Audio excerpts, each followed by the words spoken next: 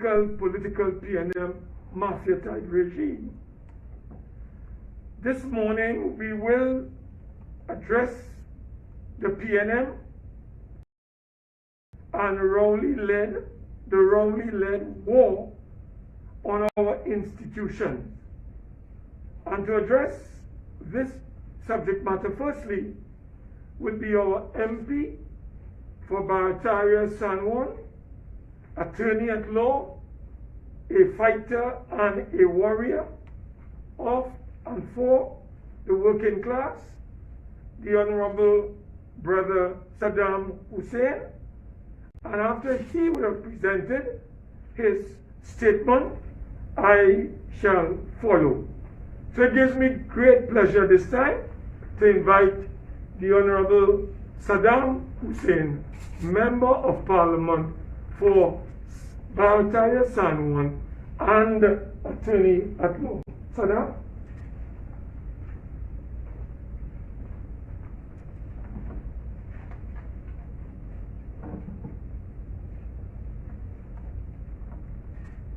Thank you very much, Senator Mark, for that welcome. Good morning, members of the media. Good morning, Trinidad and Tobago, for joining us on this Sunday opposition media briefing at the office of the Leader of the Opposition in Port of Spain. And this morning, I am compelled to address the members of the media on what can only be described as a war on democracy by this PNM government. Thursday in the Parliament would have been a day to remember, because we have all seen what took place in the sacred chamber of the House of Representatives on Thursday. It was a deliberate, coordinated and measured attack on the democracy of Trinidad and Tobago. And let us look at the facts. The facts are Trinidad and Tobago now has no acting commissioner of police. Trinidad and Tobago has no substantive commissioner of police. These are the facts. We have no mechanism to appoint a commissioner of police to act because the court has found that the 2009 order is illegal and unconstitutional. We have no police service commission to appoint a commissioner of police. We have a merit list to appoint a commissioner which is missing. The President confirmed that the merit list was withdrawn the same day it was submitted. That is the 11th of August 2021. And even if we find the merit list, there is no police service commission to send that merit list to the office of the President. So with all those facts, we can safely conclude that Trinidad and Tobago has been plunged into a constitutional crisis by this Rowley-led PNM government. And the central pillars to this fiasco is the office of the President and the office of the Prime Minister. Because we must not forget the office of the Prime Minister in these instances. And from all indications, the venue that would have accommodated all of these secret meetings with the high public official and the disgraced former chairman of the Police Service Commission, Ms. Blissy Prasad, and the President, was the President's house. And you cannot bury your head in the sand and say everything is okay when every single member of the Police Service Commission tendered their resignation. On several occasions, before we filed this motion, the Leader of the Opposition, together with the members of the opposition, we did our due diligence. We provided opportunities to the President through public calls to identify or tell the country the identity of the public official who was facilitated at the President's house at around the time of the delivery of the merit list. However, that call was met with deafening silence from the President. Then, letters were written by the Leader of the Opposition asking again on record to the President, can you tell us who the public official is? Again, those questions were dodged. And to get the answers in the place that the people deserve the answers was the Parliament. So the Section 36 motion was filed in the Parliament to trigger the process for the establishment of a tribunal to remove the President. And we wanted answers, and we didn't want answers for ourselves alone. We wanted answers for the people of the Republic of Trinidad and Tobago. We wanted to ensure and show the people of this country that no office holder, be it the president, be it the prime minister, be the chairman of the Police Service Commission, is above the law. And that motion was to hold those office holders accountable for what took place with the merit list, the collapse of the Police Service Commission, and also the constitutional crisis that we are in with the appointment of a commissioner of police. We wanted to know what is the role of the prime minister in all of these circumstances. Was he the public official that interfered with the system, with the process that caused the collapse of this entire Police Service Commission? Why is the prime minister hiding? Instead of hiding behind the president and the chairman of the Police Service Commission, you go on a press conference right after the sitting to rant for about 45 minutes. Why didn't you stand up like a man in the parliament and report and account to the people of Trinidad and Tobago of what took place, whether you were involved or not? But you know what we have right now? There's a unification in this country. There is a unity of silence between the office of the president, the office of the prime minister, and the Police Service Commission. And you know, the country was absolutely shocked and appalled that the Speaker of the House of Representatives decided to silence the Parliament by not allowing a debate on this particular important constitutional motion. This motion contained rights of the citizens to hold their elected officials to account. Whenever the Constitution provides rights to citizens, it is trite law, it is established constitutional law that the Constitution must be given a generous interpretation. And what does that mean? It means that if you have a right to speak in the Parliament and there's an option, you weigh on the side of the public's interest, you weigh on the side of allowing members to speak. That is the right of freedom of speech. Under the Constitution, members of Parliament are given the right and freedom to speak in the Parliament. And on the day of that motion and the debate, the Parliament muted the microphones of the voices of the people of Trinidad and Tobago. The muting of the mics is not the first time this has happened. It is habitual. You would remember in the Standing Finance Committee when we dealt with the media review, it was the same exact behavior where the microphones of the members of the opposition were being muted and we were not allowed to speak. And I want to say this morning that whoever finger is on the mics, they are not just silencing the 19 opposition members in the Parliament, but rather hundreds of thousands of voices in Trinidad and Tobago. That finger that they're using to press the mute button, that finger is a dagger in the heart of our democracy. And the day before the debate, that would have been Wednesday, we were met with guidelines issued by the Parliament under the hand of the Speaker. And we hold strong to the view that those guidelines are in fact unconstitutional and illegal. Section 28 of the Constitution provides that the Electoral College regulates its own procedure, not the Speaker, not the House of Representatives, not the Senate.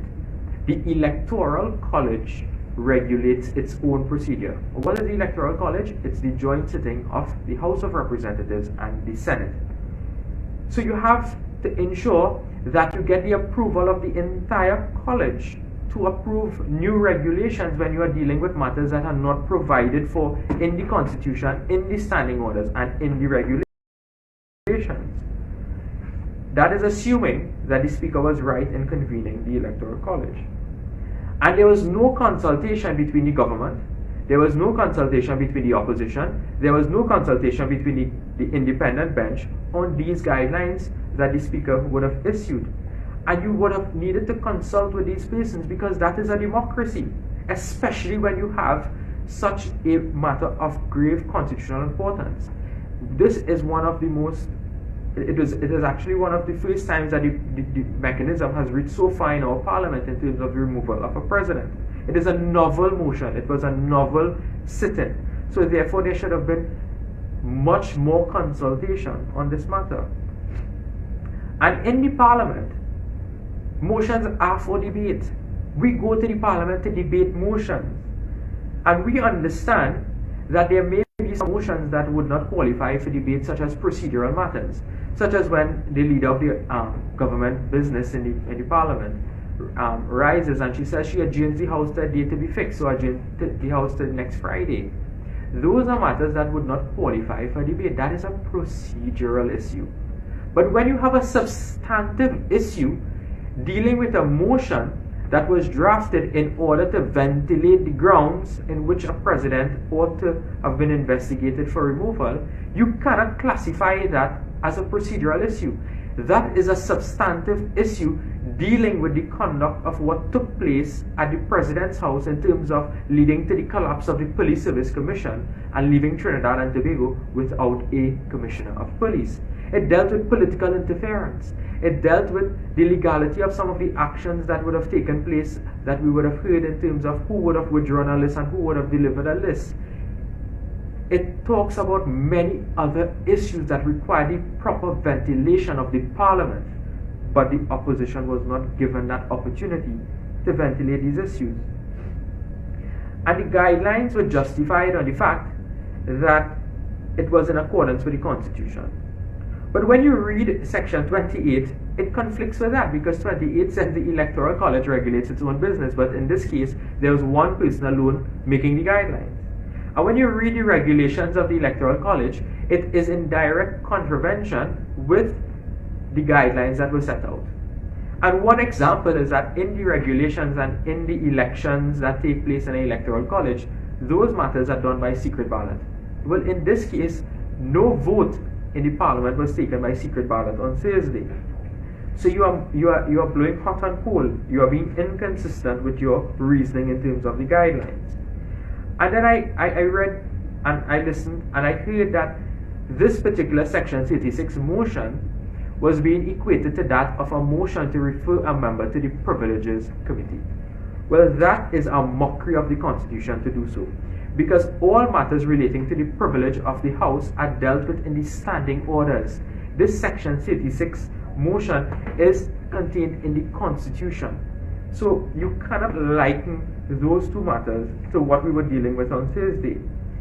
And we are saying, and we hold strong to the view, that there should have been a debate on this matter. The matter required a debate. And the opposition on Thursday, we had no choice in that parliament but to stand in defense of the democracy of our people. Then I listened to another rant by the Prime Minister criticizing the length of the motion. And the Parliament guide standing orders are clear. The Prime Minister has been in the Parliament for over 3 decades.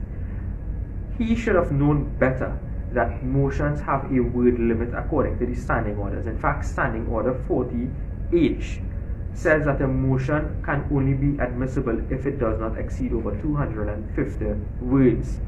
So that is a very foolish and childish argument that the Prime Minister is making.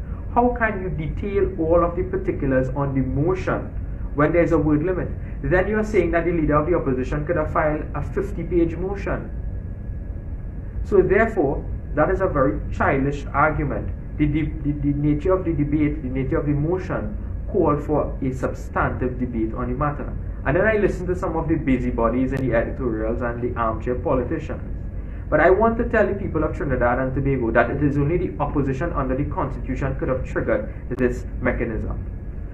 Imagine the Parliament was being silenced, the opposition members were being silenced. The Prime Minister and the President presided over the collapse of the Police Service Commission, but you are criticizing the opposition. But let me tell Trinidad and Tobago and those commentators, the days for that done. The answers lie in the hands of the Prime Minister, the President, and the Chairman of the Police Service Commission. They are the ones who have the answers. They are the ones who are to be held accountable for what took place in Trinidad and Tobago.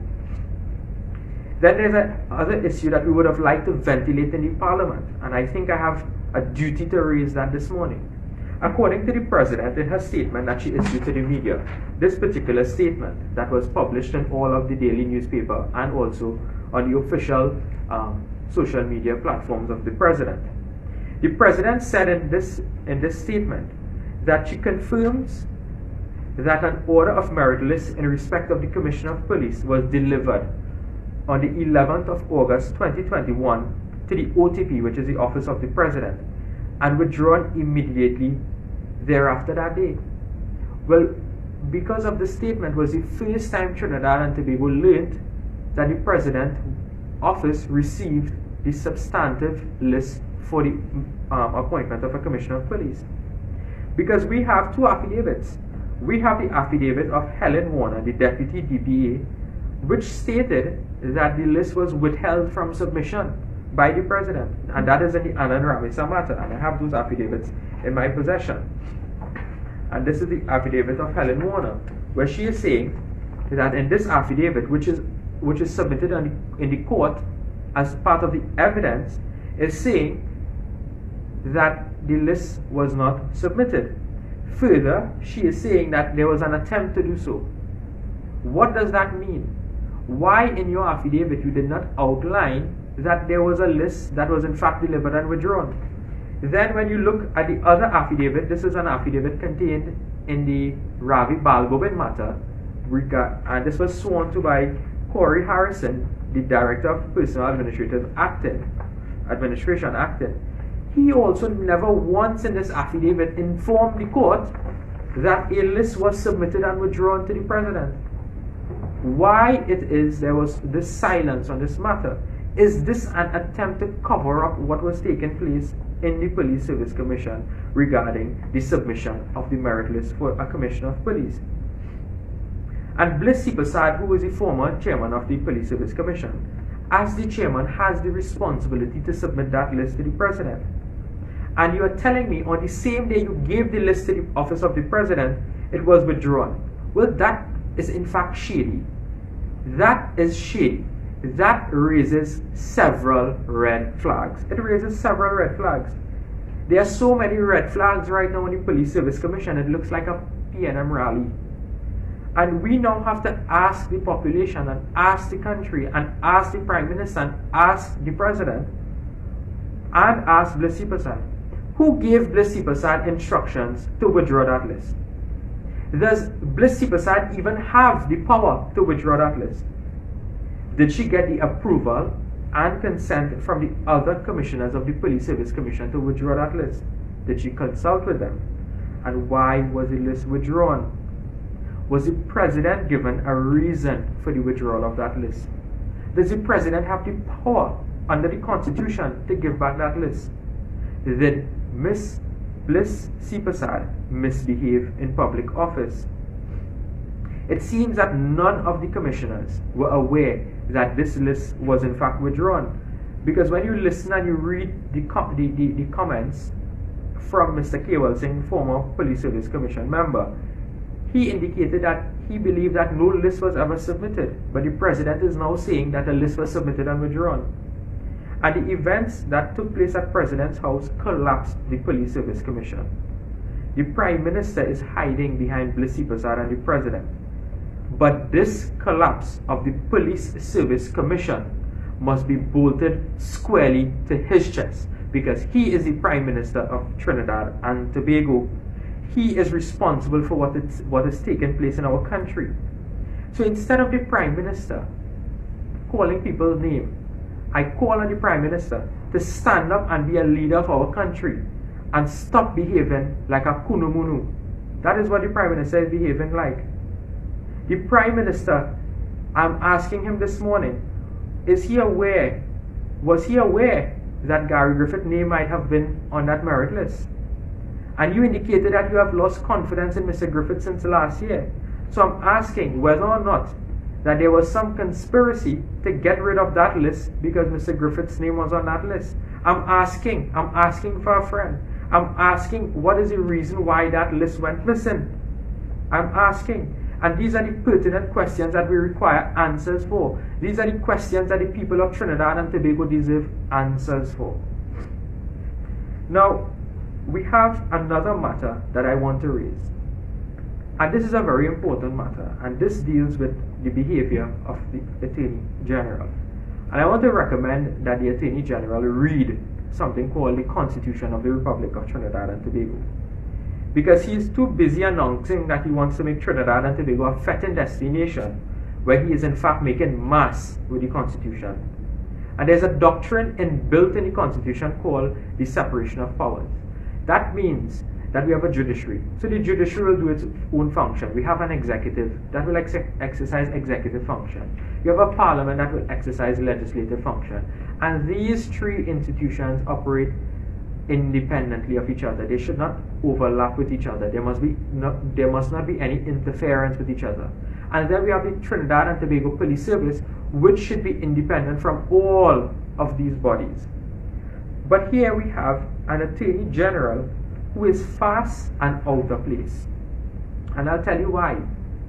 There's an Express article written by Ms. Denise Wren, which confirmed that the Office of the Attorney General provided a legal opinion to the Trinidad and Tobago Police Service, indicating that Mr. Chandler did not commit any offenses or he did not breach any laws. So the Attorney General in this country is advising the Trinidad and Tobago Police Service on an active criminal investigation.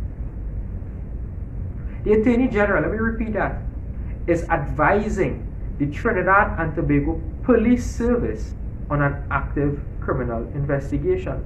The Office of the Attorney General has no role, no function, or any business for matters that are being investigated by the TTPS. It is ridiculously outrageous for the Attorney General to be meddling in a police investigation, especially of a sensitive matter. And Faris Al-Rawi, as the Attorney General, clearly does not understand his role. The Constitution provides for the police to do their investigation, for the DPP to take charge of criminal prosecutions in this country and proceedings. He does not understand basic constitutional law. After all of that time he spent at law school, he still cannot understand these fundamental principles. He is trespassing on the sanctimonious territory of the Trinidad and Tobago Police Service and the office of the DPP. And as a former legal officer at the office of the DPP, I am very familiar with the functioning of the office, that the DPP will advise the police on criminal matters. It is only the DPP has that power to advise them. The police will come to the DPP's office and they will be given advice on how to proceed on criminal matters. The Attorney General office has no role to play in those matters whatsoever. So the fact that the Attorney General provided legal advice to the TTPS saying that a person under investigation has not breached any law, this raises many questions now, and that we have to ask the Attorney General to answer. Who gave instructions for the TTPS to go to the Attorney General to seek advice on this matter? Who requested that advice? Did the Attorney General provide unsolicited advice? Why did the Trinidad and Tobago Police Service bypass the office of the DPP? And how many other criminal matters did the Attorney General advise the TTPS on? And he looked at this particular matter regarding Mr. Chandler and said no offense was committed. But then the DPP rejected that advice and gave the green light to charge. And even if he could have given the advice, he gave wrong advice. That is the Attorney General. Not only is he utterly incompetent, but he is foolish to render such advice. He has violated the Constitution and breached the separation of powers. This is grounds for misbehavior in public office. This is what we can describe as a constitutional abomination. He is not only incompetent, but he is foolish to render that advice. This matter is not over, because we intend to find out the circumstances where the TTPS undermined and bypassed the DPP and went to the Attorney General for legal advice on this criminal investigation. If the Attorney General had been a responsible Attorney General acting within the four corners of the law, he would have done the responsible thing. And if the TTPS came to him for advice, he would have sent them by the DPP and say, I have no business in this, go to the DPP and seek advice. But I want to quote Faris Al-Rawi in the Senate on the 15th of April 2019. And Faris al-Rawi said this, and I quote, he said, you have a government that says, take the Anti-Corruption Investigation Bureau, which are police officers, and have nothing to do with it as the Attorney General. Give it to the Trinidad and Tobago Police Service and keep your distance from them. Faris al-Rawi is saying that he removed the Anti-Corruption Bureau from under his office, the office of the Attorney General, because politicians must keep a distance from the police. Well, Faris al-Rawi has to push his whole foot inside of his mouth, because he has admitted that the Attorney General should have no place in police work. He admitted politicians should not be involved in police investigations, yet he is advising the TTPS. Remember, he is the same one who looked at the investigation with Camille Robinson Regis and found no wrongdoing, He is the same one who looked at the Darrell Smith sexual harassment case and found no wrongdoing. Does the Attorney General want to be an SRP because he is behaving like something resembling a police in this country? If he wants to be a police, there are many vacancies in the TTPS and he should apply. But it is dangerous for our democracy that we have an Attorney General who just simply does not understand the law. And these are the matters that I would like to raise with you this morning, members of the media. So I thank you very much, and I pass you on to Senator Mark for the continuation of this morning's press conference.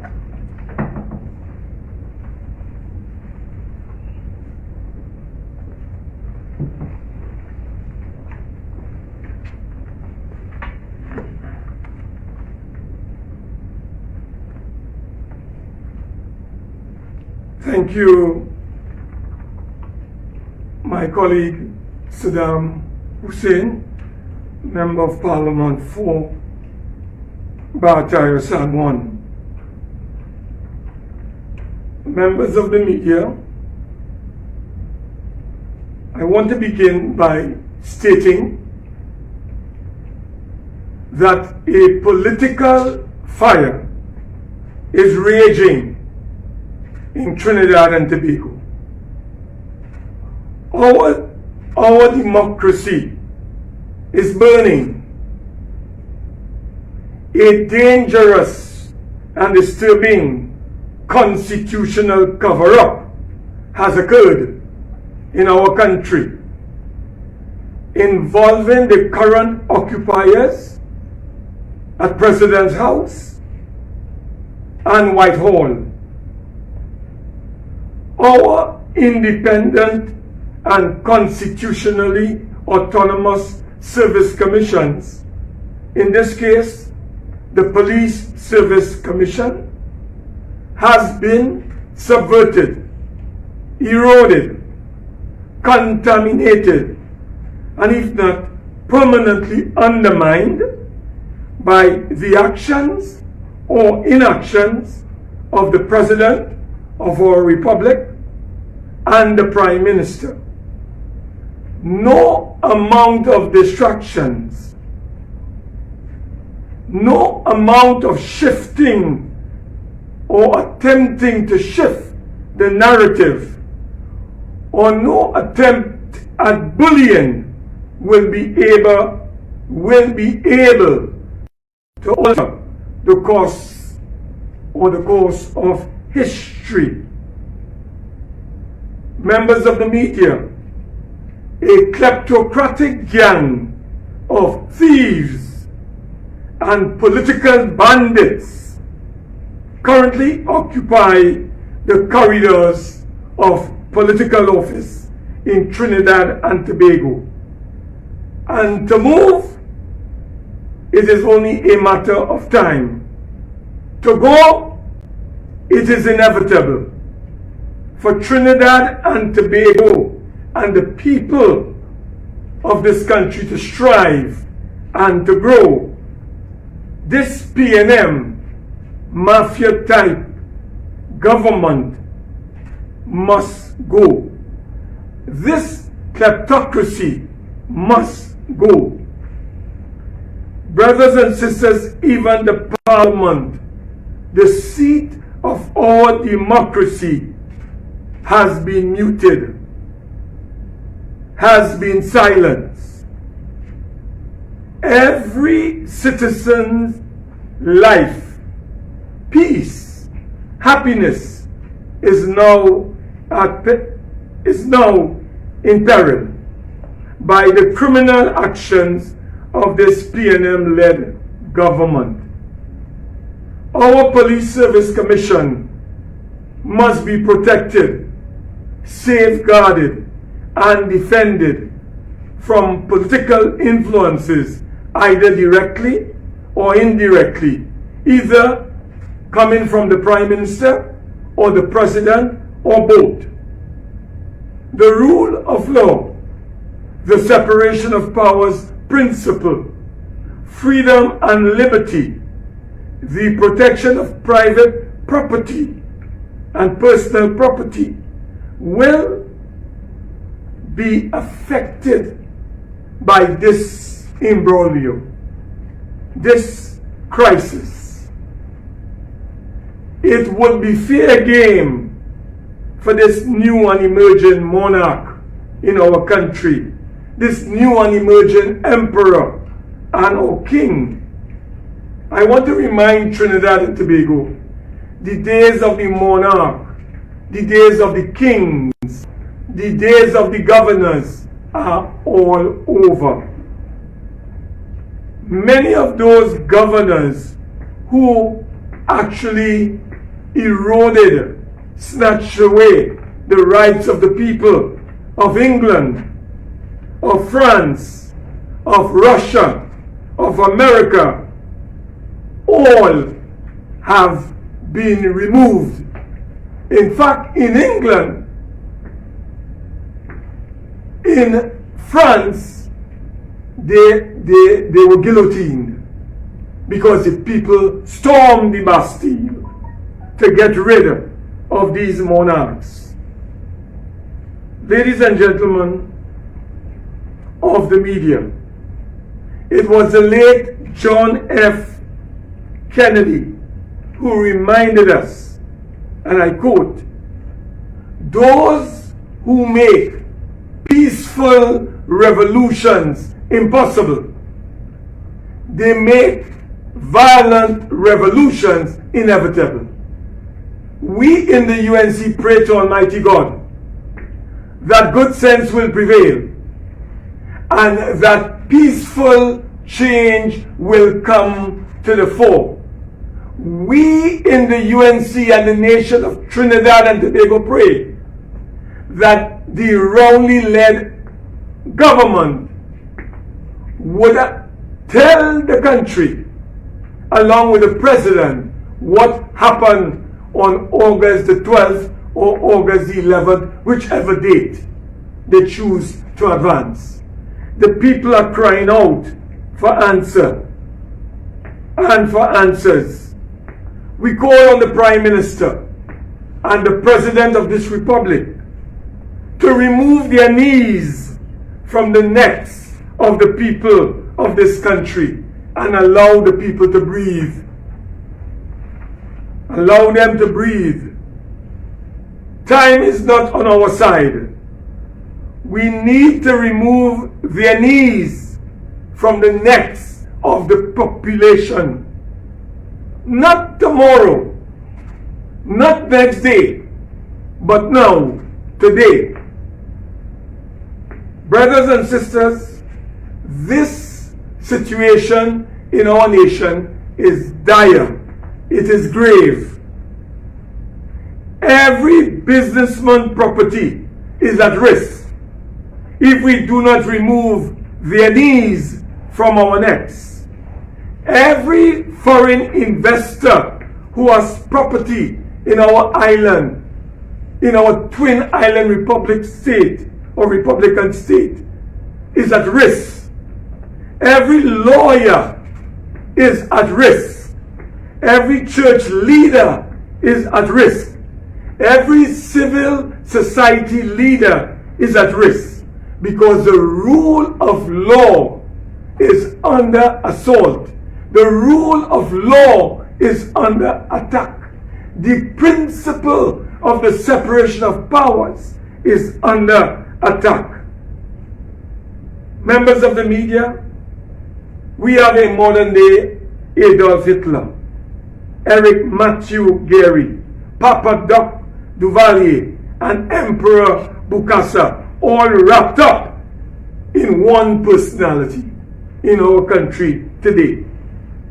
We therefore need radical and revolutionary reforms of our Constitution if we are not to descend into chaos, confusion, and anarchy in our land.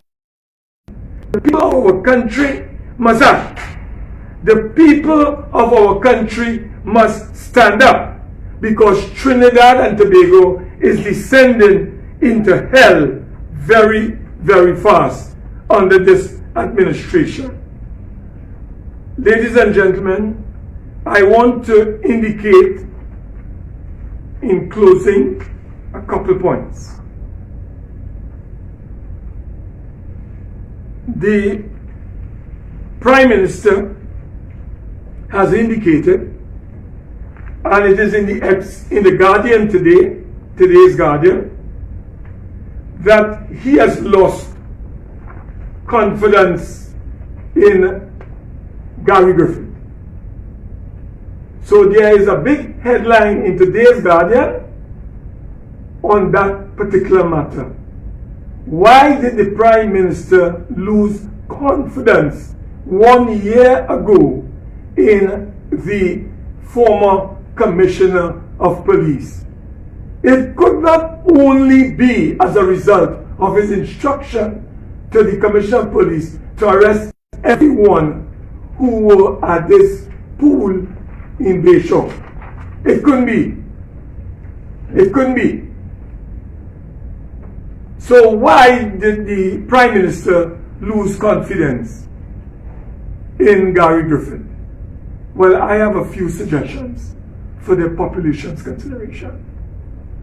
On the 14th of June, Gary Griffith informed this nation at a press conference that the investigation into the A&V oil and gas fake oil scandal was coming to a close.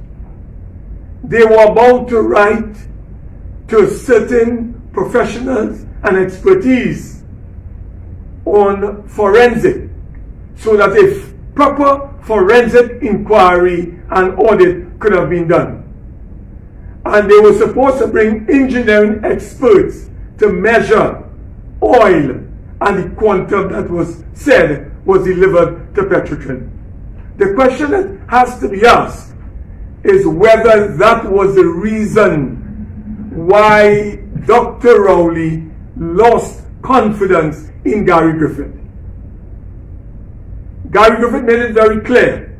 The award given by the tribunal had nothing to do with the police investigation into the A&V oil and gas fake oil scandal. So we are putting it to Dr. Rowley whether that was one of the reasons why he had lost confidence in Gary Griffith. And the second area we'd like Dr. Rowley to answer, because he has a way of whenever matters are pointed at him, fingers are pointed at him, and investigations are pointed and are called to take place into his actions, he closes down companies. So he closed down Petrotrin,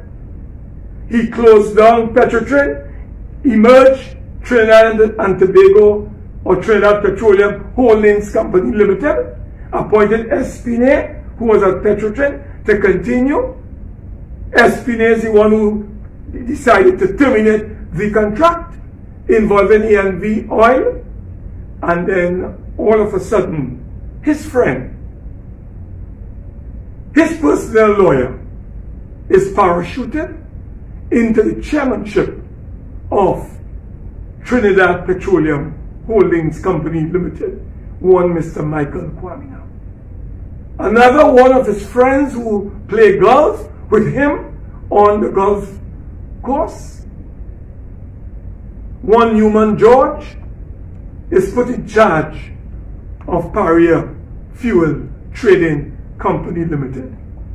So he puts his friends in charge of a company where there was a live investigation going. Is it any surprise that when the Peak SC proposed and advised that this matter of the award of the tribunal must be appealed because the judges involved there misdirected themselves?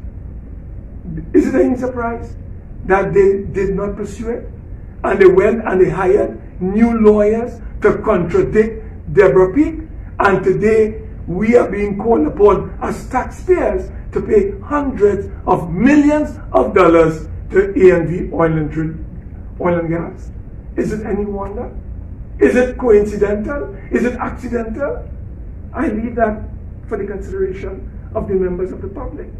And I also say to the members of the public this morning, DSS, the 2020 general elections and the involvement of the PNM. Is it any wonder that you have gotten rid of Gary Griffith and you have lost confidence in Gary Griffith because he was pursuing investigations into DSS? Our information is that top-ranking PNM elements were involved in this DSS matter. Was the Prime Minister afraid of these PNM officials being exposed? So he went directly to Barbados, bypassing the Commissioner of Police and employing or directing that Barbadian policemen come here and directing the police to make them SRP? Is it any wonder? These are very serious matters with criminal implications.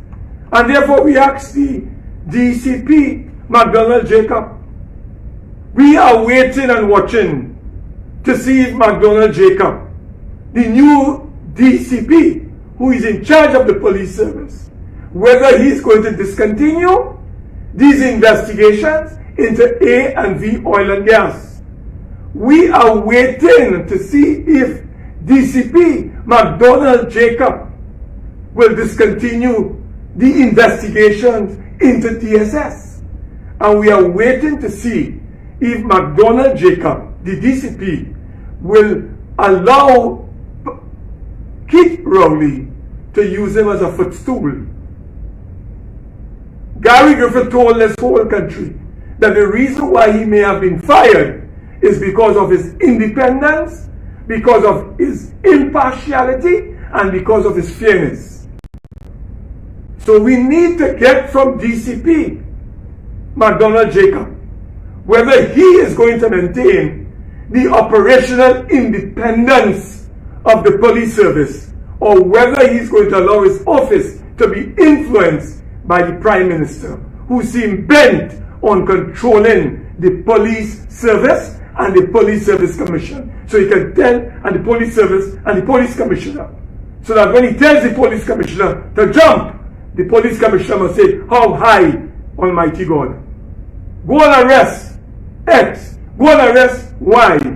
All of them in the opposition. Be you a member of the media, be you a member of the trade union movement, be you a member of the UNC opposition party, arrest them because Almighty God says so. Because if you don't, he will lose confidence in you too, DCP McDonald Jacob. These are serious matters and serious signs. So we are calling on the DCP, who is in charge of the police service, to make a clear and categorical statement that you are going to maintain the operational independence of the police service in this country, and you will not allow yourself to be used as a stooge and a tool of the PNM to go after the PNM political enemies, as they call it, or opponents. We call on him to clear the air on his status. Because very soon, as you know, those who do not toe the line, the Prime Minister loses confidence in them. We said that the October Revolution is here, and it is here. We are going to be mobilizing and organizing and educating and ensuring that all the people of this party and the country stand up in defense of our democracy. We will not, I want to repeat, we will not allow Rowley and his gang of criminals to impose a fascistic, tyrannical regime on this country and to obliterate our democracy and to obliterate the rule of law and to obliterate what is called the separation of powers principles. We will not allow that. We will not stand for that. And we will organize, we will mobilize, we will ensure it is disciplined, and everything is going to be done within the legal framework of our nation. We are not going to take up illegal ways in order to get rid of this government. The people will have their say. The people will have their day. An election will come sooner rather than later. And we will see the backs of this criminal gang, mafia type, kleptocratic regime led by Keith Christopher Rowley. Brothers and sisters, I want to close by telling you, barbarians are at our gates. It is now time for the people from every walk of life, everyone, regardless of political affiliation, class, race, ethnicity, region, religion, or station, to stand up and to erect defensive barricades against this bunch of PNM marauders who seem bent on hijacking our democracy, rule of law, principle of the separation of powers in our country, and seeking to destroy our freedom and liberty. My brothers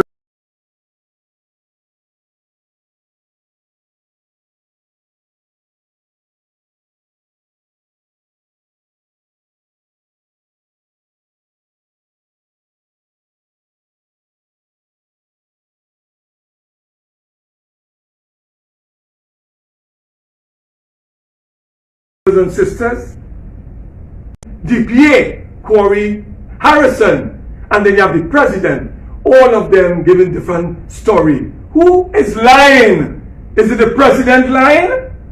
Is it Corey Harrison lying, acting DPA? Or is it the acting deputy DPA, Helen Warner, lying?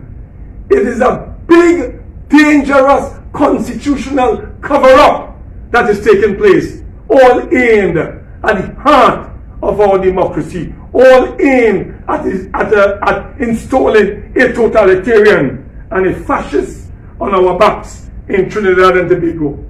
I want to remind citizens of this country, in closing, there was a very famous pastor in Germany under Hitler. He was a friend of the Nazi party. He spoke out against Hitler during the period that he was in charge of Germany. Hitler placed him in a concentration camp. And he left a very important statement for all of the world to remember. Silence is not an option when your rights and your freedoms are under threat. He said, and I quote, when the first came, he said, when they first came, I did not speak out because I was not a trade unionist. Then they came for the Jews. I did not speak out because I was not a Jew. Then they came for the socialists. I did not speak out because I was not a socialist. Then they came for the Catholics. And I did not speak out because I was not a Catholic. Then they came for the communists. I did not speak out because I was not a communist. And then they came for me. And when I looked around, there was no one left to speak. Brothers and sisters, silence is no longer an option in this nation. We all have to speak out. We all have to stand up. We all have to rise up in defense of our democracy, in defense of our freedom, in defense of the rule of law, in defense of the separation of powers, and in defense of our freedom and liberty in this nation.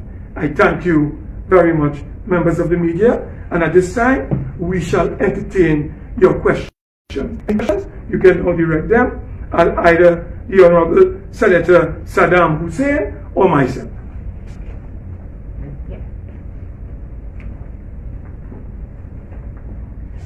So, Rian McKenzie from Newsday. Good morning. Good morning. Just have two brief questions. The first, the opposition leader has said that the guidelines issued unilaterally by the Speaker were illegal, null and void.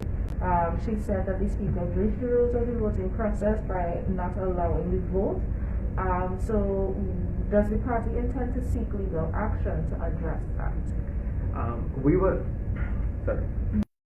take whatever action that is required, both legally and in the Parliament, to rectify what has taken place, because we have to remember that it's not likely that you silence the voices of elected members of a Parliament, because there are over 309,000 persons who would have voted for us. But what we have to get back to is the central issue, in that Keith Rowley, Blissy Prasad, and the President, Her Excellency, must answer for what has taken place in this country that would have taken us to that Parliament on Thursday in order to file that particular motion. I just want to add to my good friend, please note that in Trinidad and Tobago, the Constitution is supreme. Unlike the United Kingdom, the Parliament is supreme in the United Kingdom, not the Constitution. It is the reverse in our country. So the Parliament is not supreme in Trinidad and Tobago. It's the Constitution. And if you violate the Constitution, you face the consequences. Okay, so my next question, and you touched on this a bit today, but where exactly in the Constitution does it allow for a debate on a motion such as this? Okay, so Section 36 of the Constitution is the section that provides for the procedure for the removal of a president via tribunal to investigate the matters. Nowhere in the Constitution says that there shall be no debate. Nowhere in the Constitution says that there shall be a debate. However, when you look at the learning of several other jurisdictions, when you look at the nature of the Parliament, when you look at the nature of motions that are brought, when you look at the standing orders, I believe it's Standing Order 41, that provides that when motions are brought to the Parliament of a substantive nature, that they must be debated. Further, when you look at the type of motion that was brought, it's not a procedural issue, it's a substantive issue. And that motion is a motion in the public's interest. It calls for answers from high public officials of what would have taken place. It calls for many answers that will remain unanswered. When you look at the interpretation and case law governing the interpretation of a constitution, where there is, for example, competing issues or competing rights, the constitution must be interpreted in such a way to give a generous interpretation, so that you always lean on the side of the public's interest. And in this case, there can be no more important motion that was ever brought to the Parliament in the public's interest. And that simply requires that there must be a debate for this particular matter. I just want to add to my dear friend's contribution. Nowhere in the Constitution does it say that the Speaker, and I being a former Speaker myself, nowhere does it say that a Speaker has the power to draw guidelines unilaterally. What the Constitution says is that the Electoral College may regulate its own procedures. And you know who make up the Electoral College? 41 members elected by the people, plus the Speaker, number 42. And then in the Senate, you have 31 members, including the President. So it is those members, 42 plus 31, 73 members, who make up the Electoral College. So if we have to make regulations It must come to the members of the House of Representatives and the Senate in order to arrive at regulations. You cannot, there's no justification in law and the Constitution for unilateral imposition of guidelines by any speaker, as far as we are concerned, based on our interpretation of the law. And just to add, even in a municipal corporation, when a motion is brought in those municipal corporations, they are up for debate.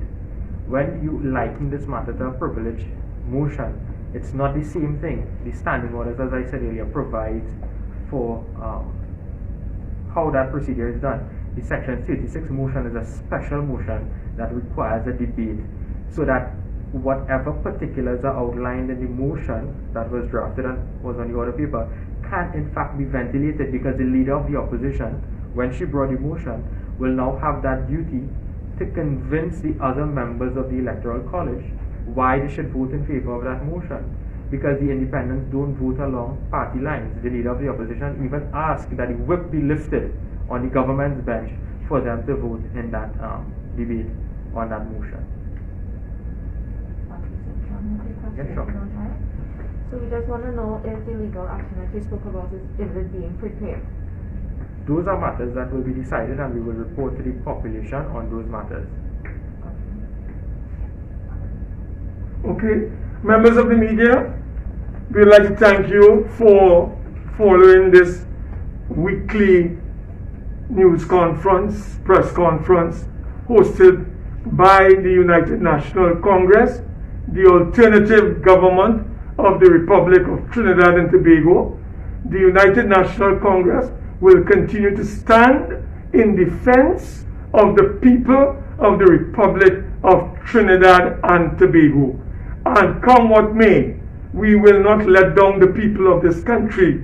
We will fight every attempt by this criminal gangster administration led by Rowley to snatch away your hard-fought freedom and democracy, as well as your democratic values and norms. So members of the media, thank you for coming, and good evening, or good afternoon, it's still morning rather. Good morning. Thank you so very much.